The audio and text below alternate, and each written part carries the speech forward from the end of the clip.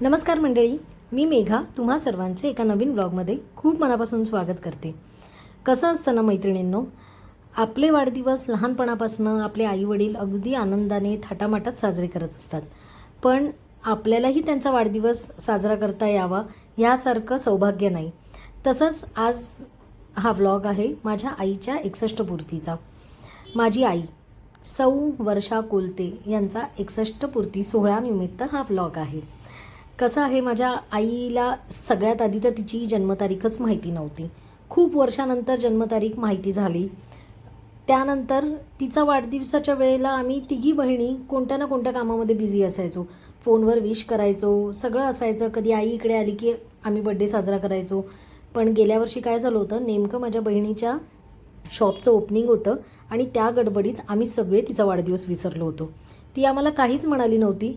हां, तिच्या मनात वाईट तर वाटलं असणारच, पण ज्यावेळेस आमच्या लक्षात आलं तिचा बर्थडे आहे, त्यानंतर मात्र आम्ही खूप छान पद्धतीने रात्री साजरा केला. पण त्याला खरंच काही अर्थ नव्हता, कारण दिवसभर आम्ही सगळेच विसरलो होतो. पण आई ती आईच असते. शेवटी मोठ्या मनाने तिने आम्हा सगळ्यांना माफ केलं आणि म्हणाली, जाऊ दे गं, ते बहिणी चित्राच्या शॉपचं कामं होती म्हणून तुम्ही सगळे विसरलात, नाही तर तुम्ही मला विश केलंच असतं. पण त्याच वेळेस आम्ही तिघींनी ठरवलं होतं, पुढच्या वर्षी मम्मीचा 60 वर्ष पूर्ण होऊन 61 चालू होणार आहे. तो सोहळा मात्र आपण खूप थाटामाटात आणि चांगला व्यवस्थित करायचा. मग आम्ही तिघी बहिणींनी ठरवलं की हा सगळा खर्च, सगळं प्लॅनिंग आम्ही तिघीच करणार आहे. मग काय, लागलो कामाला. नुसता केक कटिंग करून बाहेर जेवायला जाणं असं आम्हाला साजरा करायचा नव्हता. तिच्या उदंड आयुष्यासाठी, तिच्या पुढच्या शारीरिक मानसिक शांततेसाठी आम्ही एक घरी छोटी पूजा केली होती आणि 61 पूर्तीचं हवन आम्ही ऑर्गनाईज केलं होतं. तर त्याच हा सोहळा आहे. तर पुढे तुम्हाला दिसेलच. सगळ्यात आधी सकाळी लवकर उठून बाहेर रांगोळी वगैरे काढली आणि दिवे करायला घेतले, कारण पिठाचे दिवे करायचे होते. 61 दिवे आम्हाला करायला सांगितले होते ब्राह्मणांनी. तर तू काय बनवते? तू दिवा दिवा बनवते.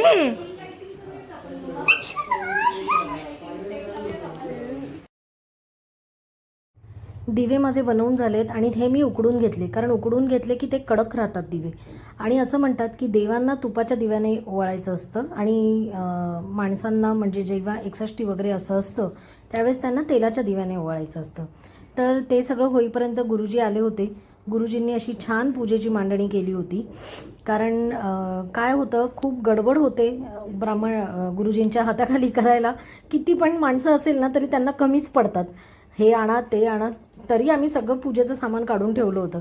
पण छान अशी पूजा मांडली होती, कारण होम हवन करायचं होतं आणि त्यासाठी ही सगळी पूर्वतयारी होती. आणि इकडे माझ्या मम्मीचीही तयारी करत होते माझ्या 2 बहिणी.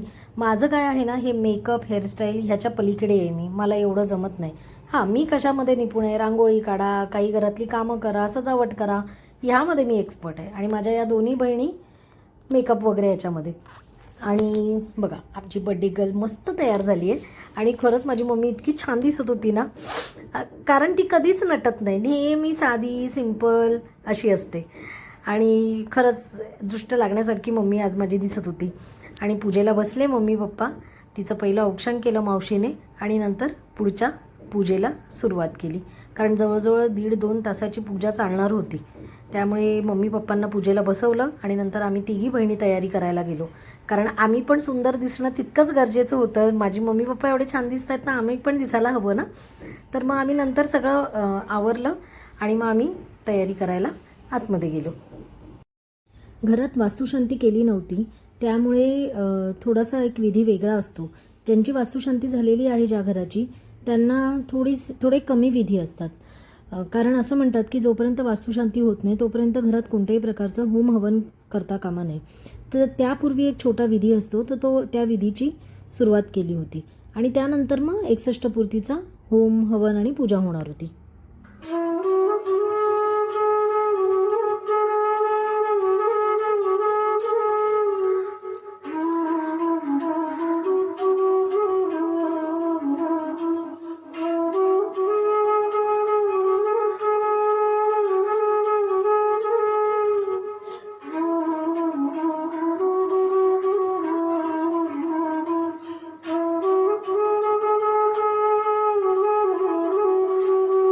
जसजसं जग आधुनिकतेकडे वाटचाल करतं आहे तसतसं आपण आपल्या परंपरा आपल्या संस्कृती विसरत चाललो आहे. पण माझ्या आईची अशी इच्छा होती की कुठेही डामडौल न करता कुठेही मोठं असं काही विला वगैरे बुक न करता आपण घरच्या घरी छान होम हवन करून साध्या पद्धतीने पण पारंपरिक पद्धतीने बड्डे साजरा करावा. म्हणून आम्ही हे सगळं पूजा होम हवन याचा घाट घातला. कारण 61 म्हणजे काय, वयाची 60 वर्ष पूर्ण होऊन 61वे वर्ष सुरू होणे. त्या दिवशी दीर्घायुष्य, उत्तम आरोग्य व आयुष्याला आध्यात्मिक बळ मिळवण्यासाठी ही पूजा व हवन केले जाते. खरं आध्यात्मिक बळ मिळवण्याची माझ्या आईवडिलांना त्यासाठी हवन करायची काहीच गरज नाही आहे.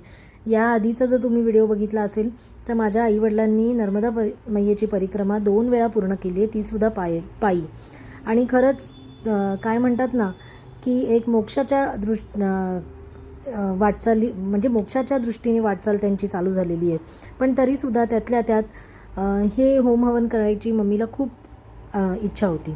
कारण कसं असतं 60 वर्षाच्या आयुष्यामध्ये कितीतरी शारीरिक मानसिक काय म्हणतात त्याला त्या फेजमधनं ते गेलेले असतात आणि आता मात्र शांतता हवी असते. म्हणूनच हा होम आणि ही पूजा केली जाते. 60 वर्षानंतरच्या आयुष्यात शारीरिक व मानसिक स्वास्थ्य लाभावे यासाठी देवाला प्रार्थना केली जाते. तसंच उतारवयात येणाऱ्या ग्रहदोषांचे निवारण व्हावे व उर्वरित आयुष्य शांततेत जावे हा मुख्य हेतू असतो. तसं बघायला गेलं तर या विधीला उग्ररथ शांती असेही म्हणतात. यात देवतांना हवन अर्पण करून व्यक्तीच्या उत्तम आरोग्याची कामना केली जाते. हवन झाल्यानंतर दुसरा एक सोहळा होता, तो म्हणजे मम्मी पप्पांना हार घालायचे आणि त्यांना मम्मीला 61 दिव्यांनी ओवाळायचं. तर सगळे म्हणत होते मम्मीचा हार का स्पेशल आणला आहे, आता बड्डे मम्मीचा आहे तर मम्मीचा हार स्पेशल पाहिजे ना, नाहीतर मग तो लग्नाचा वाढदिवस दिसला असता. असो, गुरुजींनी सांगितलं होतं एकतर तुम्ही 60 कणकेचे दिवे करा आणि जर 60 तुम्हाला शक्य नसेल तर किमान 2 तरी करा. पण का शक्य नसायला पाहिजे म्हणून आम्ही 61 दिवे कणकेचे केले आणि मम्मीचं छान औक्षण केलं. आणि खरंच हा सोहळा आम्ही तिघी बहिणी आणि आमच्या मामी होत्या. खरंच आम्ही इतकं बरं वाटत होतं ना की मी शब्दात नाही सांगू शकत. त्यानंतर गुरुजींनी मम्मी पप्पांना ओटी भरली आणि त्यानंतर देवाला नमस्कार वगैरे करून संपूर्ण पूजेची सांगता झाली. आणि खरंच म्हणजे आम्ही आदल्या दिवसापर्यंत किरकिर करत होतो की भरपूर कामं करायला लागतील, त्यापेक्षा आपण विला बुक केला असता मजा आली असती, आपण सगळे मोकळे झालो असतो. पण नाही, हे समाधान आम्हाला विलामध्ये कधीच भेटलं नसतं. जे समाधान आम्हाला आमच्या माहेरी माझ्या मम्मीच्या 61च्या निमित्ताने होम हवन करून जे मिळालं ना ते कोणत्याही हॉटेलमध्ये विलामध्ये नसतं मिळालं.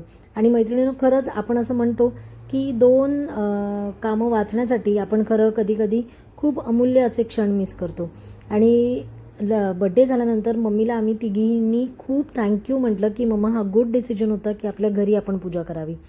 नंतर सगळं पूजा वगैरे झाल्यानंतर मम्मीने पण चेंज केलं आणि आम्ही पण चेंज केलं आणि नंतर मग आलेल्या पाहुण्यांना आम्ही जेवायला वाढलं. दुपारी थोडा आराम करून नंतर तयारी चालू केली, ती म्हणजे केक कटिंग सेरेमनीची. कारण पूजेच्या कोणत्याही ठिकाणी आम्हाला केक कटिंग करायचं नव्हतं, कारण काही मजा राहिली नसती. पूजा ही पूजा पारंपरिक पद्धतीनेच दिसली पाहिजे आणि नंतर थोडा आधुनिक टच हवा म्हणून आम्ही छानपैकी असं छोटं घरच्या घरी डेकोरेशन केलं होतं. अगदी लगेचच आम्ही इन्स्टावरनं मागवलं होतं आणि डेकोरेशन केलं होतं. आणि ह्या सगळ्या तिच्या नाती मस्तपैकी तिच्याबरोबर बसल्या होत्या केक कटिंग करायला. आणि नंतर आम्ही एक छोटा घरच्या घरी असा सुंदर केक कटिंग सेरेमनी केला.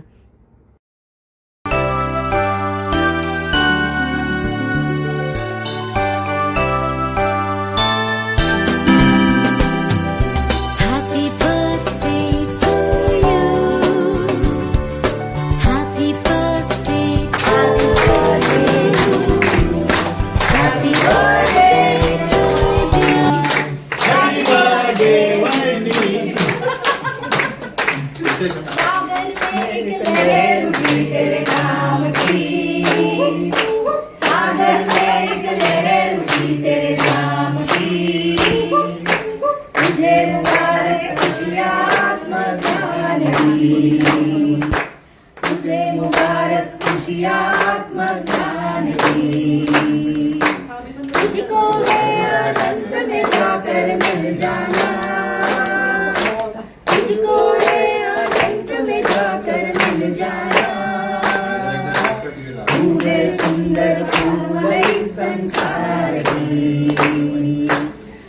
है सुंदर फूल इस संसार की।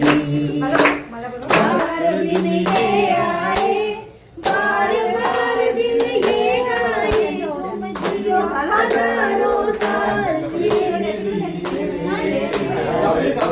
हे इथं बघा का पप्पा बाजू जाऊन इकडे नाही ना एक जण फोटो काढूया ना चांगला मस्त हा। नातींसोबत केक कट केला आणि नंतर आम्ही तिघी बहिणींनी मिळून मम्मीला छानसं गिफ्ट दिलं. तर ते काय गिफ्ट आहे ते तुम्हाला पुढे कळेलच, कारण खूप दिवसापासूनची तिची इच्छा होती. मग म्हटलं सेपरेट देण्यापेक्षा एकच चांगली मोठी वस्तू घ्यावी. कारण काय होतं, मम्मी पप्पांचं रुटीन सध्या खूप वेगळं आहे. त्यामुळे 2-2 वेळेला स्वयंपाक मम्मी पप्पा नाही करत, कारण दोघंच असतात. त्यामुळे प्रत्येक वेळेला गॅसवर जेवण गरम करण्यापेक्षा तिला असा छान पोर्टेबल असा ओव्हन पाहिजे होता. तर तो आम्ही ओव्हन गिफ्ट केला. आणि आता सुरू झालं दुसरा कार्यक्रम. दुसरा म्हणजे हा आता तिसरा कार्यक्रम आहे. मम्मी पप्पांची म्हणजे मम्मीची ओटी भरायची होती. अधिक मासात आईची ओटी भरतात. म्हटलं ह्यासारखा सुंदर क्षण नसणार आहे. ह्यापूर्वी आम्ही हा कार्यक्रम करणार होतो, पण म्हटलं नको, आपण ह्याच दिवशी करूया. मग असं पहिली लहान बहिणीने भरली, नंतर मधल्या बहिणीने भरली आणि नंतर मी भरली. मम्मी आणि पप्पा ह्या दोघांचाही यावेळेला मानसन्मान करायचा असतो. त्यामुळे मी मम्मीला पण ड्रेस घेतला होता. साडी नको म्हणाली ती, कारण परिक्रमा करून आल्यानंतर ती खूप बारीक झाली होती. त्यामुळे मला म्हणाली की आम्ही तिला ड्रेसच घेतले. पप्पांना एक साधासा टी-शर्ट घेतला छानसा. असं करून मम्मी पप्पांचा लक्ष्मी आणि विष्णू स्वरूपात आम्ही मानपान केला, त्यांची पूजा केली, त्यांचे पाय धुतले. खरंच इतके सगळे कार्यक्रम एकाच दिवशी ना खूप छान वाटत होतं. दिवसभर खूप बिझी गेला, पण अजिबात कुठेही थकल्यासारखं वाटत नव्हतं. त्यामुळे मी मम्मीची ओटी भरली आणि माझ्या मिस्टरांनी पप्पांचा मानपान केला. त्यामुळे असा छोटासा सुंदर असा कार्यक्रम झाला आमचा. कारण ह्या दिवसापेक्षा चांगला दिवस ह्या सगळ्या गोष्टीसाठी असू शकत नव्हता. त्यामुळे पूजा झाली सकाळी, संध्याकाळी केक कटिंग झाला, त्यानंतर अधिक महिन्याचा मम्मी पप्पांचा मानपान झाला आणि त्यानंतर मुलींचा आणि जावयाचा मानपान मम्मी पप्पांनी केला.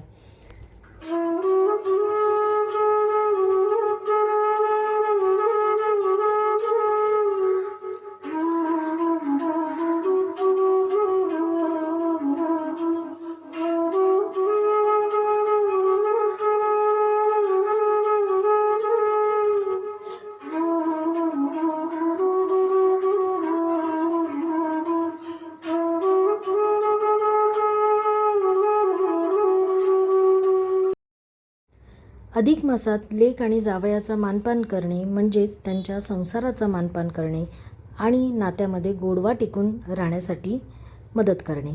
कारण हिंदू संस्कृतीनुसार लेक ही लक्ष्मी स्वरूप असते आणि जावई हा विष्णू स्वरूप असतो. त्यामुळे या अधिक मासामध्ये 33 अनारसे किंवा म्हणजेच अनेक छिद्र असलेला पदार्थ म्हणजेच अनारसे झाले, बत्तासे झाले, मैसूर पाक झाला, असं तांब्याच्या ताटामध्ये ठेवलं जातं. त्याच्यामध्ये तुपाचा दिवा लावला जातो आणि त्याने लेक आणि जावयाला ओवाळलं जातं. आता माझ्या पप्पांनी इकडे आम्हाला घंगाळं दिलं होतं तांब्याचं. कारण काय होतं, पप्पा जेव्हा जेव्हा आमच्याकडे येतात तेव्हा तेव्हा सारखे बोलत असतात, तुमच्याकडे देवांना आंघोळ घालण्यासाठी घंगाळं नाही आहे, आता अधिक मास येऊ दे, हेच तुम्हाला वाण म्हणून देणार. तर ते मात्र पप्पांनी लक्षात ठेवलं होतं गेल्या अधिक मासामध्ये. आणि यावर्षी आम्हाला तिघींना पण असं छानसं घंगाळं त्यांनी दिलं होतं. या अधिक मासामध्ये आई आपल्या मुलीची ओटी भरते, सौभाग्याचे अलंकार देते आणि आपापल्या ऐपतीनुसार आई वडील आपल्या जावयाचा मानपान करतात. कसं आहे की कोणती वस्तू देणं किंवा घेणं हा म्हणजे भाग नाही आहे याचा. एक मनापासून केलेली कोणतीही गोष्ट, अगदी छोटीतल्या छोटी गोष्टसुद्धा खूप प्रिय असते. मम्मीने आम्हाला तिघींना जोडव्या केल्या, अगदी आमच्या आवडीनुसार, अगदी ज्वेलर्सकडे जाऊन व्हिडिओ कॉल करून. विषय छोट्या मोठ्या वस्तूचा नसतो, विषय असतो एफर्ट्सचा, की आपले आईवडील आपल्यासाठी किती एफर्ट्स घेतात आणि ते जे काही घेतील ना ते गोड मानून घ्यायचं. कारण असेही मी खूप बघितलेलं आहे की अधिक महिन्यामध्ये म्हणजे लेक आणि तिची सासू डिमांड केलेलं पण आम्ही आमच्या डोळ्यासमोर पाहिलेलं आहे. चांदीचंच ताट आण, चांदीचाच दिवा आण, हे सगळं काही नसतं. फक्त प्रेम आपुलकीने जे काही गोड मानून तुम्ही द्याल ते घेतलं जातं. तर असा हा छान असे बरेच कार्यक्रम असलेला हा एकाच व्हिडिओमध्ये सगळं मी कवर करण्याचा प्रयत्न केला आहे. तर तुम्हाला हा व्हिडिओ कसा वाटला मला कमेंट करून नक्की सांगा. आमचं घर कसं वाटलं, आमची पूजा कशी वाटली, एकंदरच ब्लॉग कसा वाटला कमेंट करून नक्की सांगा. आणि काही सजेस्ट करायचं असेल तर ते सुद्धा सांगा. तर चला आता भेटूया पुढच्या ब्लॉगमध्ये. तोपर्यंत आनंदी रहा, उत्साही रहा, निरोगी रहा आणि सगळ्यात महत्त्वाचं म्हणजे खूप खूप खूप खुश राहा. भेटूया नेक्स्ट ब्लॉगमध्ये. तोपर्यंत बाय बाय.